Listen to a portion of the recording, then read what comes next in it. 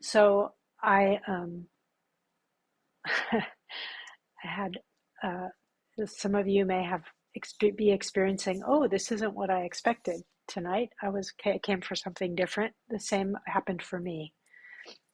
I was very much looking forward to being in dialogue with Eden, and all of a sudden I realized, oh, I have to come up with something to say.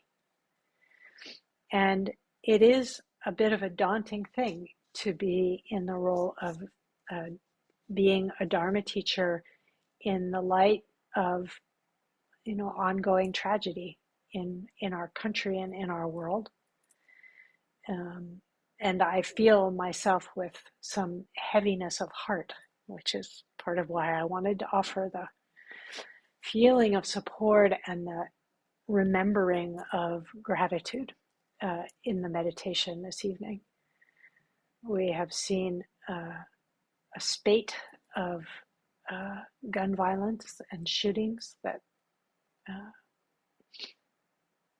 have left more people dead, and especially the really horror, I would say, of the murder of Tyre Nichols, which uh, I feel just how hard it is even to turn toward.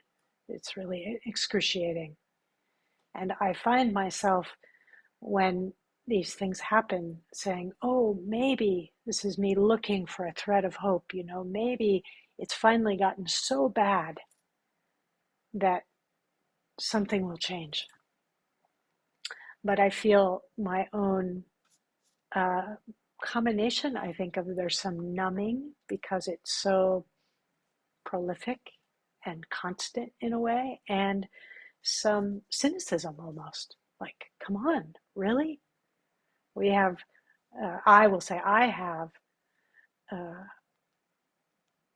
come to feel a kind of accommodation and almost normalization of these phenomena of, we have severe weather events that no longer seem so unusual, other in the face of the truth of climate change. We have the truth of ongoing gun violence and very little change, even though it's very, very clear that this is a significant problem and is escalating. But for some reason, not much is being done. And of course, the repeated experience of racism enacted through police brutality, uh, that, I can feel there's this hope. Oh, maybe this time, maybe it was bad enough that this time something will change. And I think it's good to have hope, but it also can lead to a feeling of being heartbroken, which I think is some of what I feel a bit tonight. So I've been sitting today with wondering what can I say, you know. These are no longer random events, right? They're kind of normalized in some way. We aren't so surprised as we used to be, and this, I think, is the real tragedy. Um, so what can we do, or maybe from my place, what do the teachings offer us as a way to make peace with? And by that, I don't in any way mean make it okay. Make it okay that this is happening. What I mean is find a way to, some of you have heard me use this phrase many times, I think, but I have an old Zen teacher who used to say the whole of our practice can be summed up like this: not making things worse. So it's bad. And how do we lean into our practice in a way that we aren't escalating, that we aren't adding fuel to the flames? And I think part of it begins by a kind of humble acknowledgement of the First Noble Truth. And in some way, I think it's very interesting that this is the kind of core first fundamental teaching of the Buddha, that there is dukkha, that there is difficulty, there's distress, there is suffering in human life. And I think many people come to practice because the other half of the equation is there is suffering and there's an end of suffering. But I think people come to practice looking for an end of suffering without understanding that the only way out is through. That we don't, there's a way in which I think American Buddhism in particular has had this overlay of coming to practice in order to feel good. I used to always say, no, practice isn't just about calming down, it's about waking up.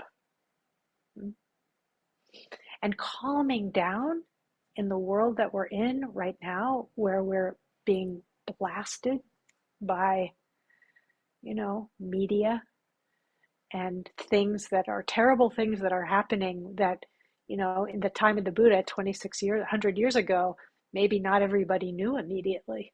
But now, boom, we know right away, from all over the planet. And those are the things that we hear about. We rarely hear about those random acts of kindness. We hear about the tragedy. We hear about the stuff that makes the headlines. So this First Noble Truth isn't theoretical. It's not an idea. It's an actuality. And the teaching asks us to turn toward, to not turn away, to not look away, but to be honest in seeing the truth of our own suffering, and maybe we might say it as the suffering we cause, the suffering we inflict on ourselves, the suffering that we inflict on others, and the suffering that's just part and parcel of being human.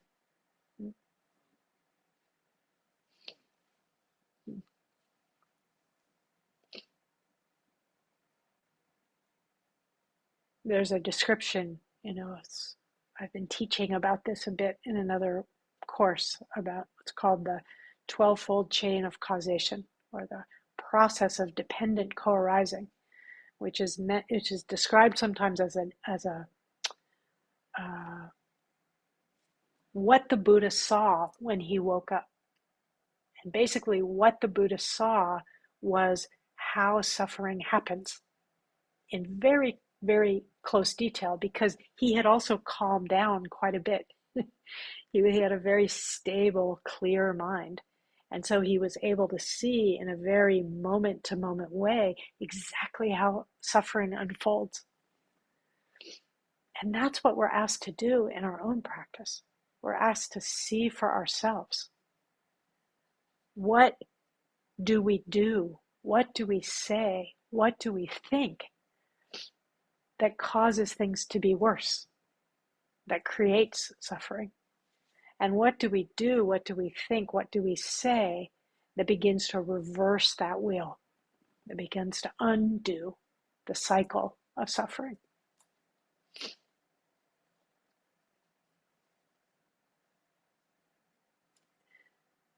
I have been doing just started this new set of teachings, which you are all welcome to come to, the first Thursday of every month, that are based on what's called the full moon ceremony, or Ryakafusatsu, which comes out of my early Zen training.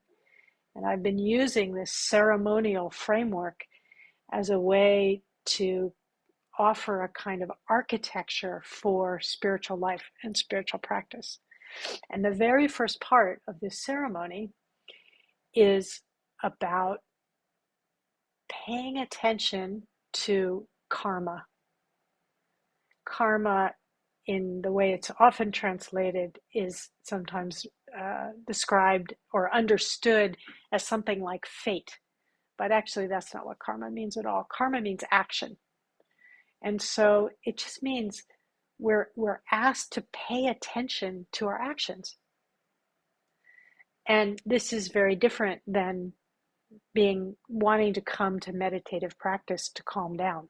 Now, it turns out if you calm down, you're able to see your actions more clearly. So calming down is good, but it's just the beginning. Then we need to wake up. We need to actually see what's happening, and not see what's happening theoretically, but actually notice in our day-to-day lives, how are things playing out? And many of you have heard me talk about this arc of karma, is what I call it. So that karma or action has a beginning, a middle, and an end. And the first part, the beginning of karma, is intention. That moment before you think or say or do something, there's an impulse. And then there's the action. That's kind of the top of the arc. And then there's the impact. And we know this is the truth that Nina was just speaking to of our interconnectedness, that every action we take, everything we think and say and do, and actually everything that we don't think and don't say and don't do, all of that ripples. All of that has an impact.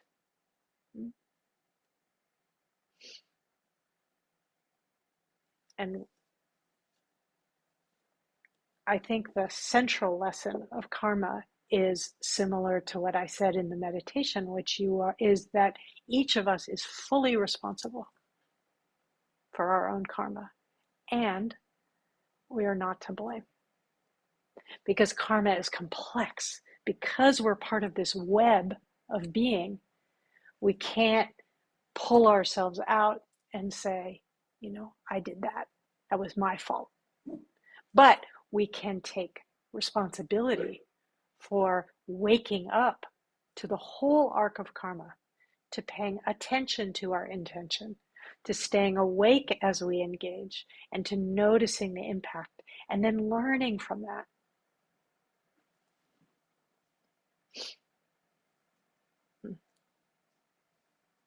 So I'll sing you this phrase. It's done in this very robust way in the Zen temples, the full moon ceremony, and it opens with this line that goes like this: all my ancient twisted karma, from beginningless greed, hate, and delusion, born through body, speech, and mind, I now fully avow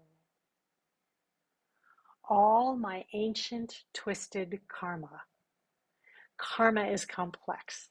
Karma is not a linear process of A plus B equals C. It's a massive web of entanglement that we are part and parcel of.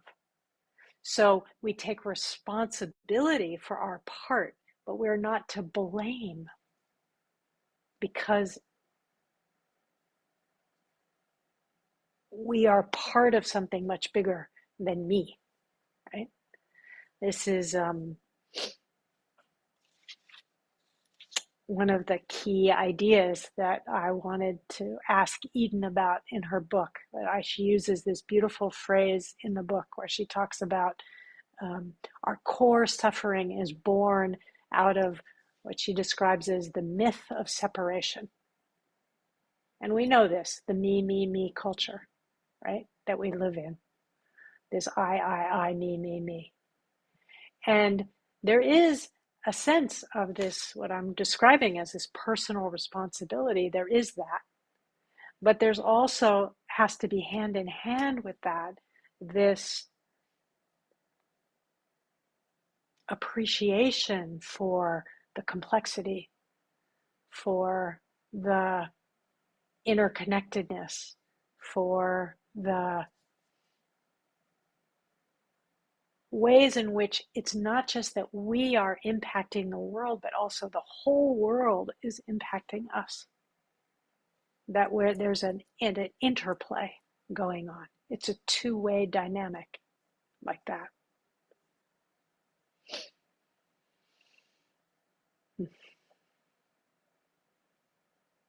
So all my ancient twisted karma, it suggests, as the phrase says, that this goes back and back and back and back. This is part of the you're not to blame part. You were born into a particular history and lineage, a time and a place. And the ancient twisted karma that you're sitting in didn't start with you. So it's useful to know that history, but the responsibility has to do with what you do with it going forward, not with how you blame yourself looking backward. All my ancient twisted karma from beginningless, there it is, this beginningless time, but beginningless greed, hate, and delusion. These are the three poisons in Buddhist teaching. And this is one of the things I love the most, actually, about the Buddha Dharma, which is very much in distinction to the Jewish tradition that I grew up in. And for many of us, though not everyone here, there is this overlay of the Judeo-Christian tradition in the United States, which assumes that our difficulty, our trouble comes from, original sin. There's some kind of fundamental flaw, badness, evil even, right? And Buddhism takes a very different approach. Buddhism says, no, we're basically good, but we're confused. All my ancient twisted karma from beginningless greed, hate, and delusion. So really the way that formula goes, those three things, is the delusion, the confusion, the ignorance is what sits at the center. And out of that ignorance comes greed and aversion, wanting and not wanting, grasping and pushing away. This is our fundamental suffering. Moment by moment, we are bombarded by pleasant and unpleasant experience, and we try to hang on to the pleasant, we try to push away the unpleasant, and we end up very tired. So the spiritual path is an opportunity to engage in a different way, to get out of that tug and pull, which is not to say that we become passive. It is to say that we wake up, that we stay awake, that we notice what's happening and we learn from it, right? All my ancient twisted karma from beginningless greed, hate, and delusion, born through body, speech, and mind. So this is the understanding that our karma plays out in our thoughts, in our speech, and in our actions. You can check this out for yourself. Certainly in meditation practice, you may notice when you have a thought, it has an immediate impact on your experience. You have a memory, you have a thought. Now, if you go out in the world out of meditation and you have a thought and then you say it out loud, it will have a bigger ripple, right? And if you don't just say something, but you do something, then it tends to have a bigger ripple. So it's understood that the mind part of karma is more at the beginning, and it's subtler. And the action part of karma is kind of louder, but it tends to come a little further down the chain, has a bigger impact often.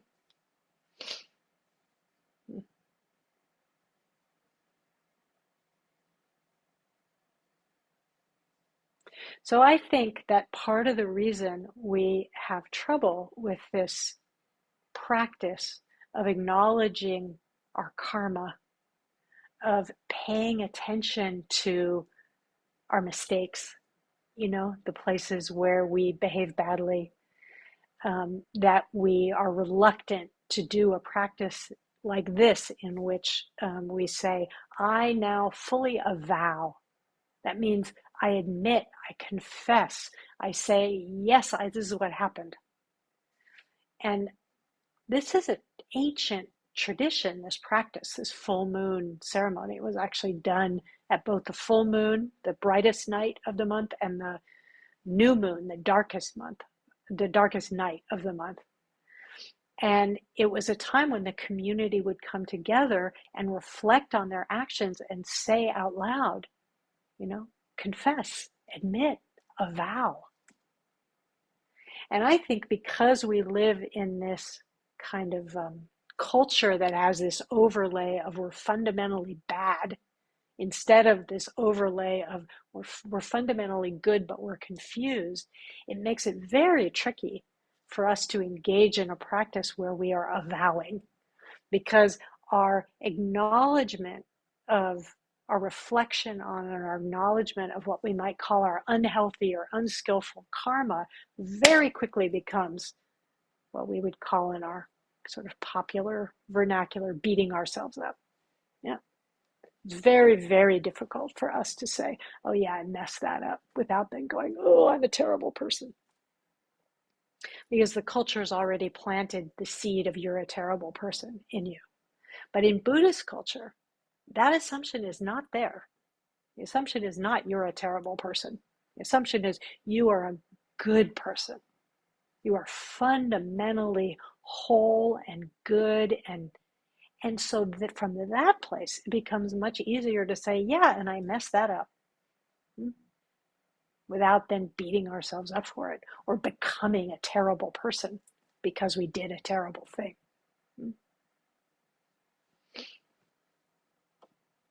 This is the most powerful message that I learned from Brian Stevenson, who is a lawyer and a social rights activist who has fought for years to support people on death row. And the line that stays with me from him, he says many brilliant things, but he says, we are not equal to the worst thing that we've done. So in the case of somebody who's committed a crime, in the case of someone who's enacted some kind of violence, that means that's an action I took. That's karma that I created. That's not the same as that's who I am. We are more than that. We're bigger than that. And if we're going to engage in a practice in which we're willing to avow, then we have to be able to remember our fundamental beauty, our fundamental goodness.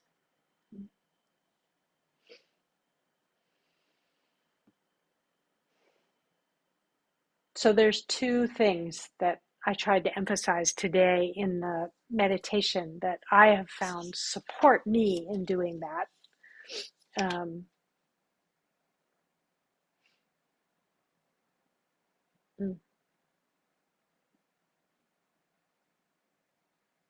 And these, I'll give you two metaphors. And it's interesting to know that the Buddha himself taught often using all kinds of interesting metaphors because they help us, I think, understand something not so much cognitively, but with the visual, right? They kind of come in a different way. So the first is an ocean metaphor. And this really has to do with the shift from looking across, looking at the surfaces of things, to dropping down underneath. And I've in the past used the example of if you've ever been at an ocean and you look across the surface of the ocean, it looks one way. But if you put on some goggles or a snorkel mask or something like that and you look under the water, it's a whole different thing. It's a whole different world. So this is one of my favorite quotes from Dogen Zenji, who's the founder of Soto Zen.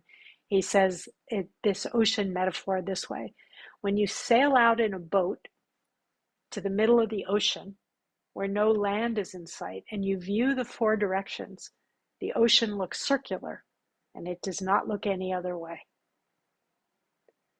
But, he says, so this is us, right? This is us looking and seeing the surface of things. We see the surface of the ocean. If we're in the middle of the ocean, we see a circle around us. But, he says, the ocean is neither round nor square. Its features are infinite in variety. It is like a palace. It is like a jewel.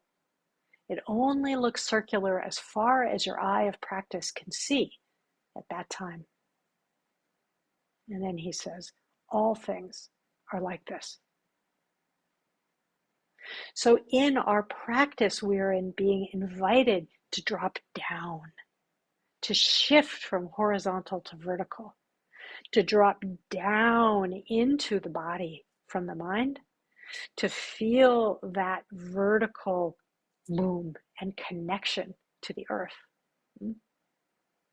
And this is a key element for us if we are going to reconnect with our own fundamental beauty and mystery. You know, this whole worlds are there under the surface of the ocean. Whole worlds are here under the surface of our activity and our thought. And we have an opportunity to experience that directly when we sit down. I'm using sitting as a metaphor, when we engage in meditative practice. So I said before that we tend to sort of, I think, shortchange meditation practice by thinking about it as it's something that I'm doing to calm down or help myself feel better. But really, our meditative practice, especially mindfulness, which comes from the word sati, is about helping us to remember. So an alternate definition of sati is not mindfulness, but remember. And what is it that we're remembering? We're remembering our depth. We're remembering this vertical dimension. We're remembering that we aren't just our thoughts and our ideas and our beliefs. And every time we practice meditation, we have an opportunity to remember that. Sometimes our experience is pleasant when we drop down underneath. Sometimes, it's muddy water or it's churny or there's some stinky fish down there or whatever it is. And sometimes it's beautiful. But it is an invitation to a kind of shift in perspective. And the other metaphor that I would add is really the metaphor of trunk and branches, the metaphor of a tree. And again, our practice is an invitation to feel ourselves rooted, to feel ourselves connected to earth, to place, to ourselves, to each other. And again, there's this kind of image of verticality. This is a way in which in our practice we find a sense of stability. We invite ourselves to pause for a few moments and stop that frantic forward and back in time. Stop that constant grasping and aversion and just right here. It's always available. Any moment, you can be right here. And the cool thing that we know about trees is that trees have a root system, and the roots of trees communicate. So this goes back to this understanding of our connectedness, right? It looks like we're each an individual tree, and we are. We each have our unique expression. But all of us are connected by this tangled web. And that tangled web is a mystery. It's something that we can feel, but we can't quite see.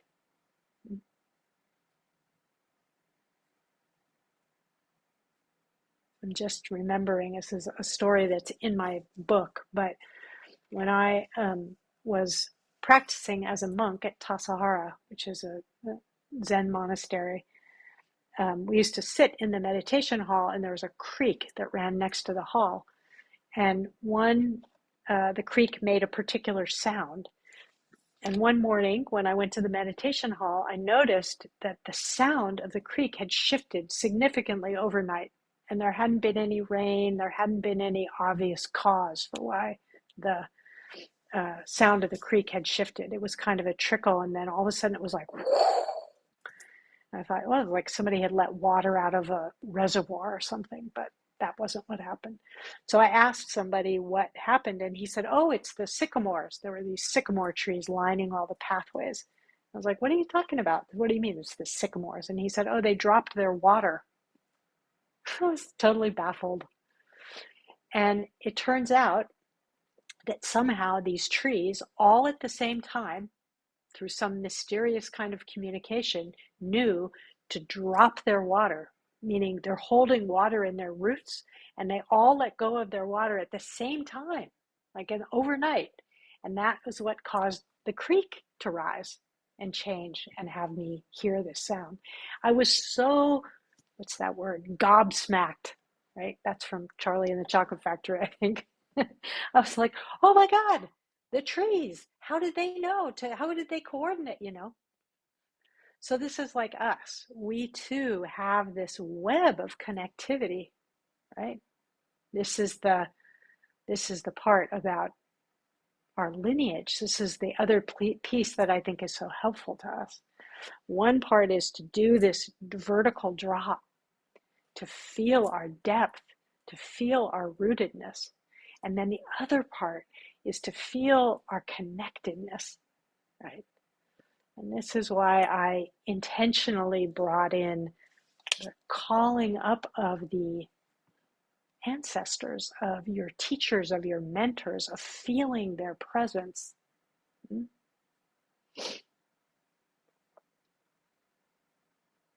Because they're here. They're here with us. They're here in us. They're here because it was thousands and thousands of people who carried these teachings across time and place and culture and language to you, to me, in this moment. And when we feel that connectedness, I believe it's so much easier to feel a sense of thanks, to feel a sense of gratitude. But it's so easy to forget. It's so easy in our world where we're not dropping vertically, where we're going, and we're getting so much input all the time. We lose connection. We forget. And so it can be useful to remember to call in, to call on, to say, thank you very much.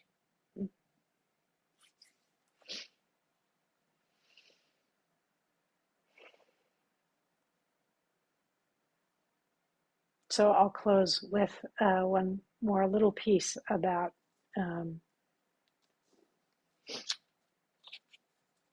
gratitude.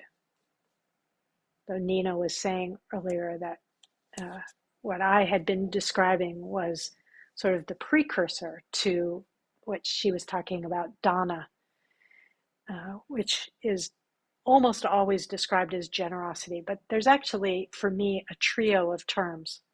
There is dana, which is D-A-N-A, which means giving. Giving is an action. There is what's called kaga, C-A-G-A. It's a lesser known term. But kaga is like when I was talking about that arc of karma, and we have the intention, the action, and the impact. So the action would be the dana, the giving. But preceding dana is kaga, and kaga is that impulse that comes from the heart, that wanting to give, that impulse, the wish, like that. And we can start to notice that when that comes up in us, that kaga that then brings us to dana, to giving. And some of you may know, because we've been talking about suffering here and how suffering happens, that in Buddhist psychology, which is described in a text called the Abhidhamma. So they're the early teachings, which are the suttas, which are supposed to be the words of the Buddha, even though nothing was written down for like 400 years. So who knows if that's what the Buddha said. But there was an oral tradition that went on for a long time, and then a bunch of stuff got written down that was reputed to have been the words of the Buddha. Those were the first set of teachings. And then later, there was this text called the Abhidhamma, which is kind of a set of lists and categories. And part of what the Abhidhamma describes is kind of like, what's it called? An atomic chart of how material stuff is created. The Buddhist Abhidhamma describes how moments of experience arise. And it's what's described, and this goes back to karma, is that, again, it's not a linear A plus B equals C. It's like big massive tangle. That's causes and conditions come together to create any moment of experience. And, I don't know about you, but I spend a lot of time trying to figure out, why did that happen, right? Good luck with that. So it's useful. There may be some use in trying to understand what happened, but there's also the complexity of it. And it's good to be humble about that. So there's this understanding of this tangle, this massive root system of causes and conditions. And there's also this term called the proximate cause. So it's understood that each moment of experience has the thing just preceding it, the proximate cause of, let's say, suffering, right? So the proximate cause of sukkha, which is the opposite of dukkha. Dukkha is suffering. Sukha literally means sweetness. Sukha is happiness, contentment, peace, enjoyment, delight. This is sukha. The proximate cause of sukha is generosity. It's when we release our grip, the fear body opens. We're able to open our hands and open our hearts and go, oh, and we can give. We can give things, we can give money, we can give time, we can also give our care and attention. We can give our truth. So check it out for yourself. See if you may discover too the ways in which an experience of generosity is a precursor to sukha. But the thing I want to say in closing is that as I was looking at these terms and sort of studying them, I thought, but what precedes generosity?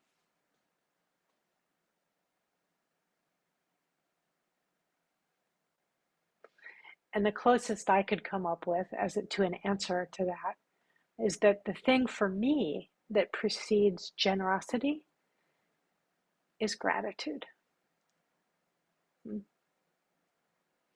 When I feel burnt out, stressed out, unappreciated, etc., giving is actually very difficult. Feeling generous is difficult because, right? But when I feel grateful, it's easy to feel like, yeah, just let it flow on through. It's coming in, I want to let it flow through and go out, right?